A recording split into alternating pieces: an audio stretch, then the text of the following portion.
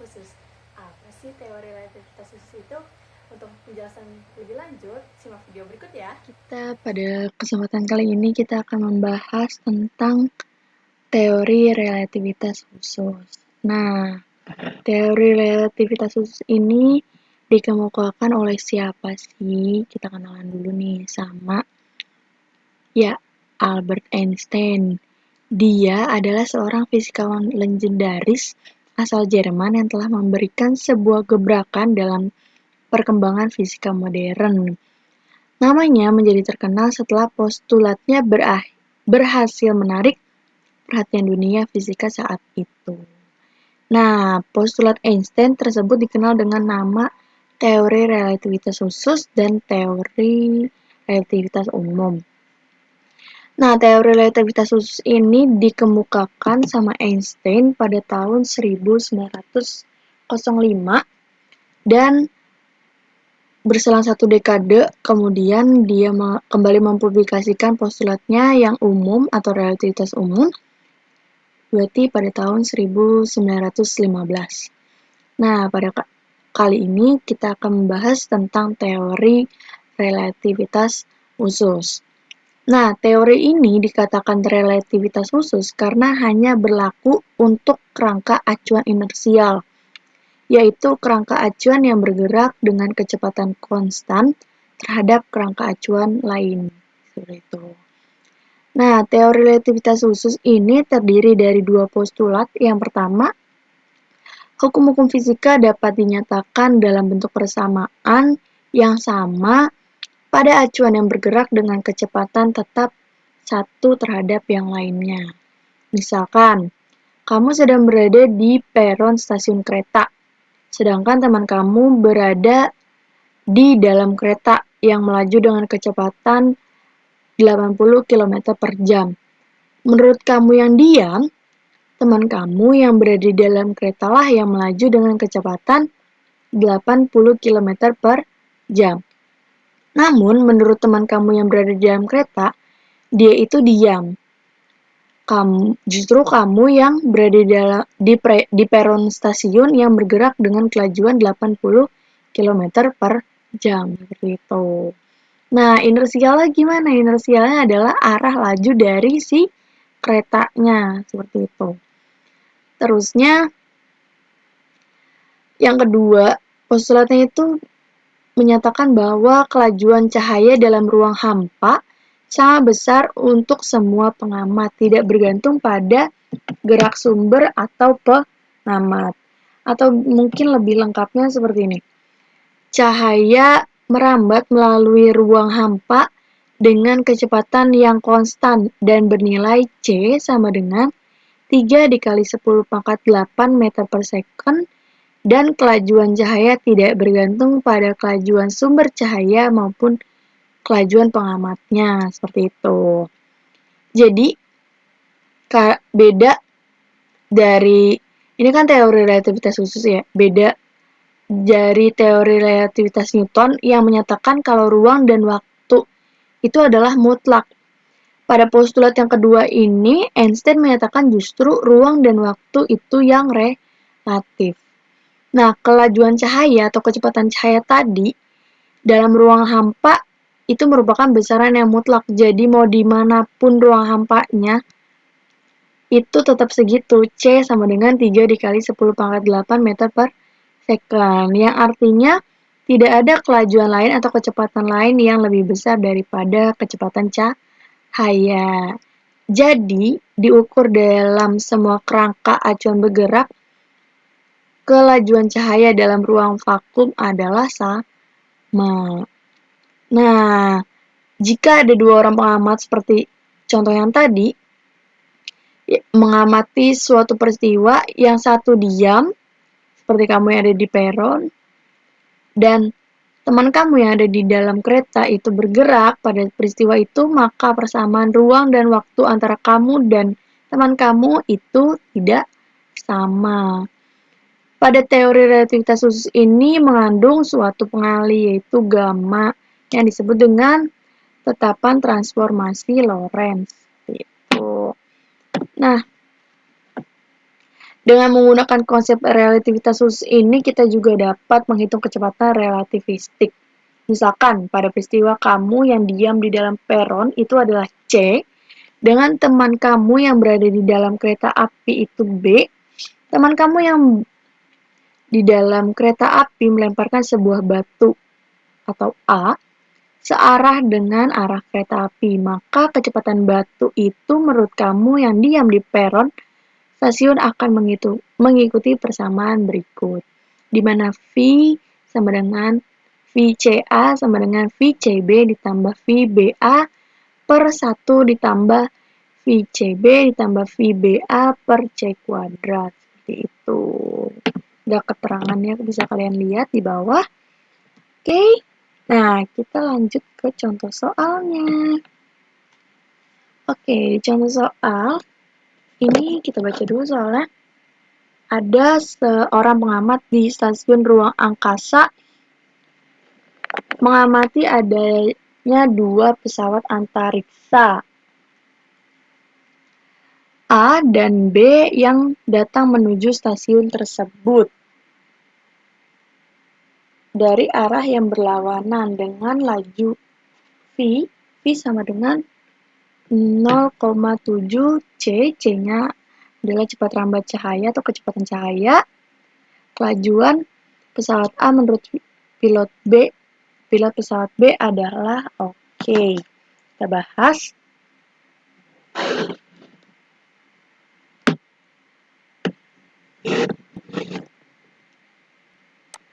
Nah, ini kita tulis dulu sini. Diketahuinya apa sih? Diketahui. Pertama diketahuinya itu adalah V-nya. V sama dengan 0,75 C. Terus, nah itu kan V-nya keseluruhan. Terus ditanya, berarti apa? V-nya, V pesawat A menurut B. Kan V A terhadap B. Gitu. Nah terus kita jawab.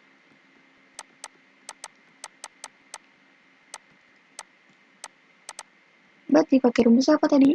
V sama dengan V1 ditambah V2 per Oke, tadi ada salah rumus 1 ditambah V1 dikali V2 per C kuadrat. Jadi ini yang benar. Terus kita tulis di sini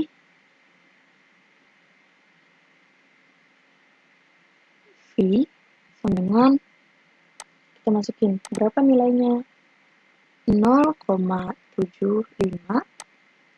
C ditambah 0,75 C per 1 ditambah 0,75 C dikali 0,75 C per C kuadrat. Nah, ini C-nya bisa dicoret.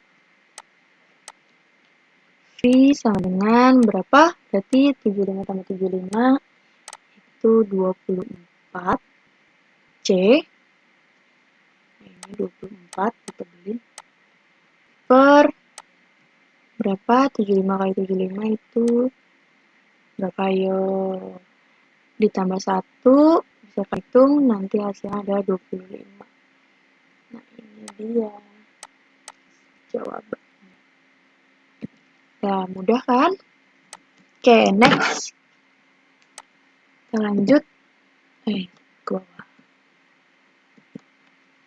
Nah, ini transformasi Lorentz yang tadi saya bilang, nah ini transformasi Lorentz, nah ini ada gambarnya, nah ini rumusnya. Ini transformasi Lorentz.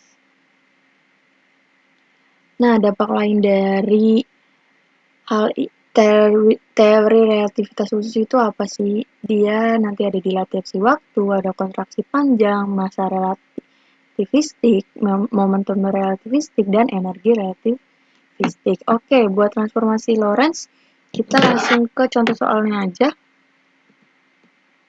Oh, nanti masuk contoh soalnya di bagian-bagian ini. Pertama ada dilatasi waktu. Nah, dilatasi waktu itu efek yang disebabkan gerak relatif terhadap pengamatan waktu disebut dilatasi waktu atau pemuaian. Dilatasi waktu atau pemekaran waktu adalah dampak dari anggapan bahwa waktu tidak mutlak tetapi relatif. Nah, tadi seperti yang tadi dibilang, selang waktu yang diukur oleh dua pengamat yang saling bergerak dengan kecepatan yang relatif akan berbeda. Dilatasi waktu dapat dihitung dengan rumus berikut. Nah, ini rumusnya ini kita langsung ke contoh soalnya aja. Jadi, kalau ada dua saudara kembar, Didin dan Dudun, pada saat keduanya berumur 20 tahun, Didin meninggalkan saudara kembarnya tersebut untuk pergi ke sebuah bintang dengan sebuah pesawat luar angkasa. Kayak gitu. Nah, terus setelah sampai di bintangnya 7, Didin kembali ke bumi dan mendapati kembarannya Dudun telah berusia 80 tahun. Berapa tahun usia Didin saat itu? Loh, kok bisa? Gitu kan? Oke, kita bahas. Seperti ini kita bahas.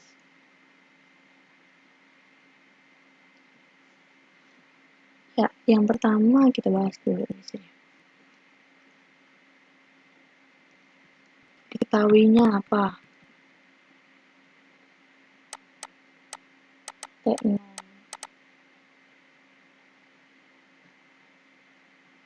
Nah, ini. Kita lihat delta T-nya berapa. Jadi T0-nya akan yang dicari. Delta T. Berarti tadi perbedaannya 80 dikurang 20. Ini 60 tahun ya. Terus ada apa? Ada V. V-nya 0,8 C. Ditanyanya adalah T0. Rumusnya apa tadi? Rumusnya yang tadi di atas, yaitu dimana delta T sama dengan delta T0 per akar 1 dikurang V kuadrat per C kuadrat. Delta T-nya berapa? 60 sama dengan delta T0 per akar 1 dikurang 0,8 C kuadrat per C kuadrat. Nah, ini bisa dicoret. Itu kan 60 sama dengan delta T0 per 0,6, maka delta T0-nya adalah berapa? 36 tahun. Seperti itu. Oke, mudah bukan? Ya, kita lanjut. Next. Nah, ini kontraksi Lorentz. Kontraksi Lorentz itu apa sih? Atau disebut juga dengan kontraksi panjang. Panjang adalah jarak dua titik yang diukur, ya kan? Pada dilatasi waktu, selang waktu yang diukur berbeda, sedangkan selang waktu adalah jarak dibagi kelajuan. Maka dampaknya akan ada pemendekan jarak atau panjang dari benda yang diamati oleh dua pengamat yang bergerak relatif. Pemendekan panjang itu disebut kontraksi panjang atau kontraksi Lorentz. Nah, ini rumusnya bisa dilihat. Terus kita langsung ke contoh soal. Nah, panjang benda diukur pengamat yang diam 12 meter. Berapakah panjang benda itu bila diukur oleh pengamat dengan yang bergerak dengan kecepatan 0,8 cm. Nah, oke, kita langsung aja nih, langsung bahas. Kita tulis, diketahui Berarti apa yang diketahui? Itu L0, L0-nya itu 12 meter, terus diketahui V-nya 0,8 C, tanyanya berarti itu L kedua, jawab. Terus apa sih? L sama dengan L0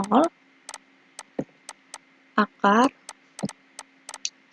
min V kuadrat per C kuadrat. Nah, ini itu akar ini, akar 1 min V kuadrat per C kuadrat itu adalah tadi si gamanya gitu.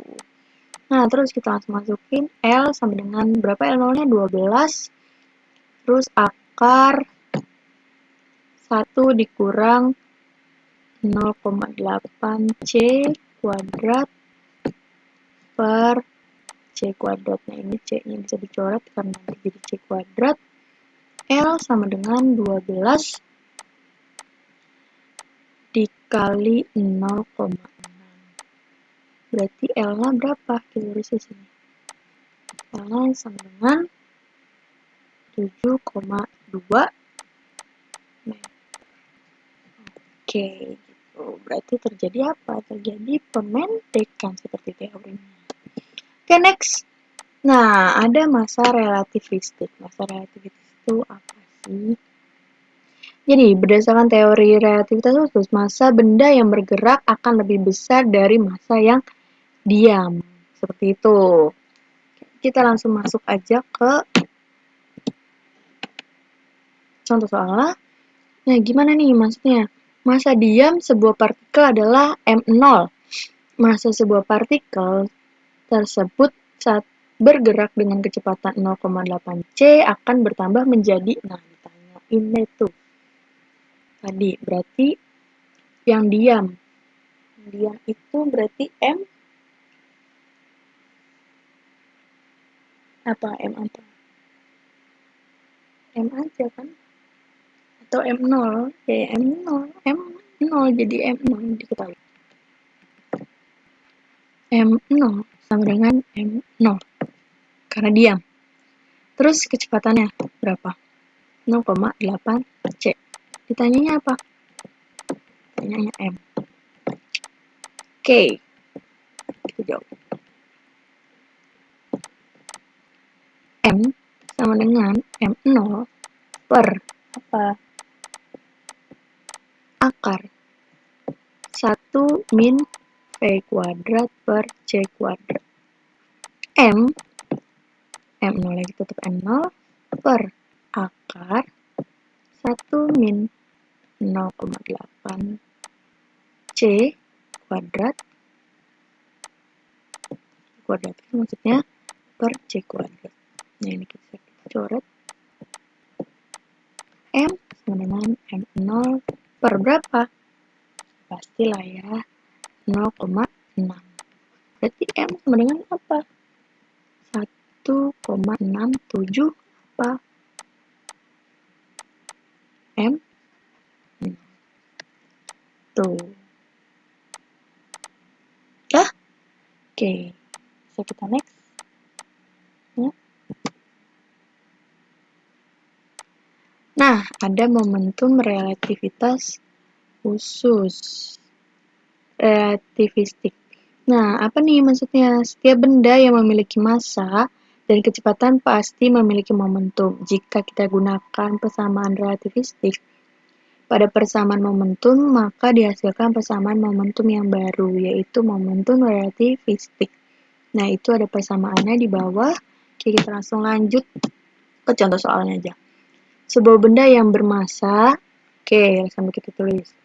Ketahui sebuah benda yang bermassa M sama dengan 8 kg. Bergerak dengan kelajuan V-nya sama dengan 0,6 C. Pengamat laboratorium, terhadap pengamat laboratorium tentukanlah momentum relativistik. Oke, ditanyanya itu P. Kita jawab P sama dengan M0 kali V per 1 akar dengan 1 min V kuadrat per C kuadrat. P sama dengan berapa? M0 lah. Nah, ini M0 8 dikali V-nya berapa? 0,6 per C ini akar 1 per 0,6 C kuadrat per C kuadrat. Coret-coret. P sama dengan berapa? 4,8 C dibagi berapa? 0,8 P sama dengan berarti berapa? 6 C kilogram meter per second. Gitu, itu momentumnya. Oke, next. Nah, kita masuk ke terakhir nih, energi.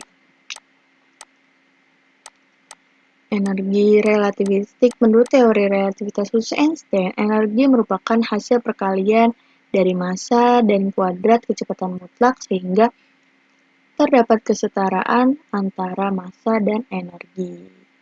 Nah, hukum ini dikenal dengan hukum kesetaraan massa energi Einstein. Nah, ini kita pakai yang bawah biar gampang. Oke, kita langsung ke soal.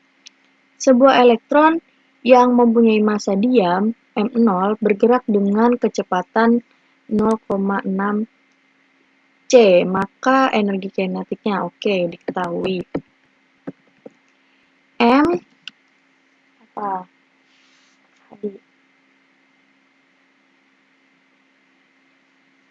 M-nya tadi M0.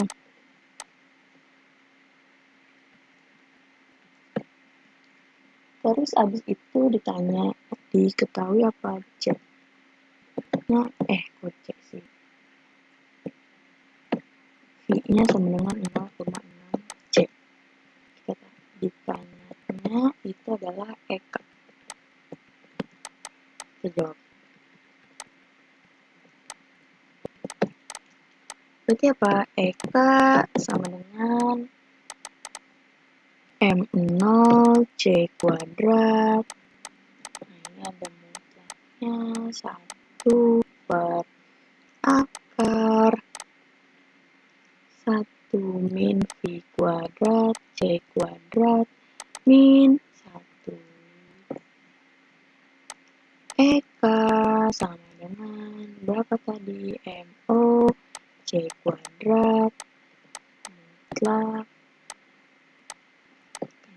kurung akar 1 min 0,6 C kuadrat ini kurungin C kuadrat C kuadrat min 1. Eka sama dengan berarti berapa? Dari hasil itu ini kita coret-coret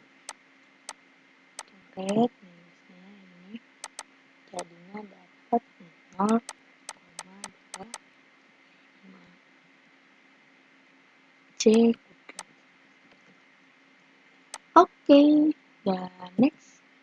Nah, ini hubungan antara momentum relativistik dengan energi. Apa hubungannya?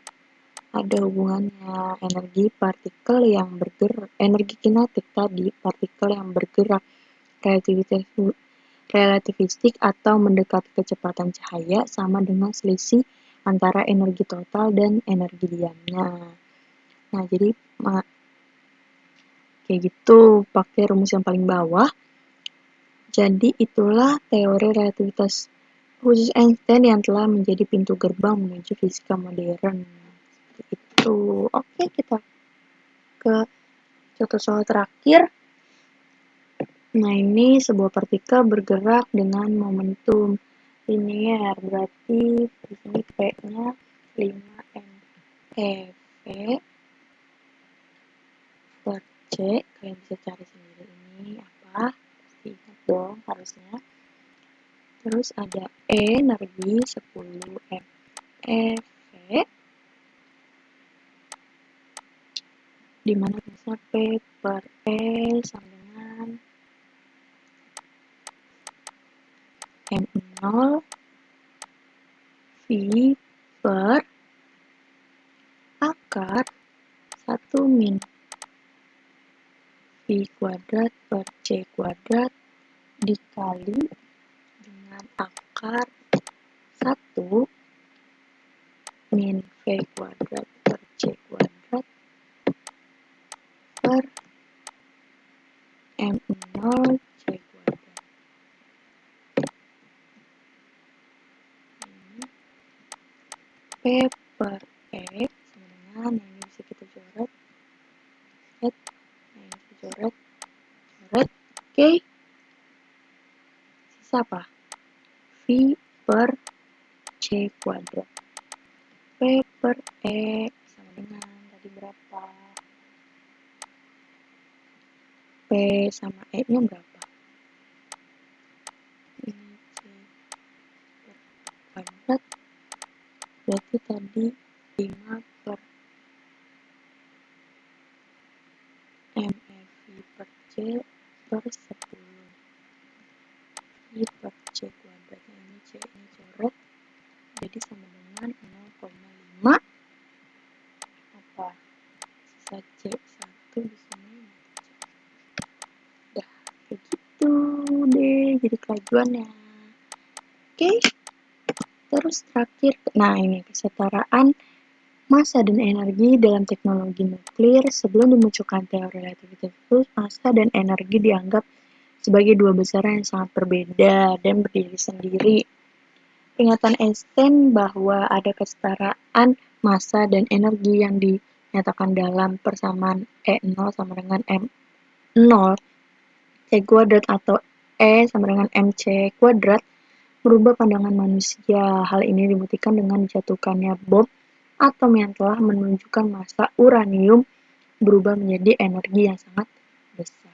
Dalam teknologi masa kini, kesetaraan keduanya dimanfaatkan pada pembangkit listrik tenaga nuklir atau PLTN.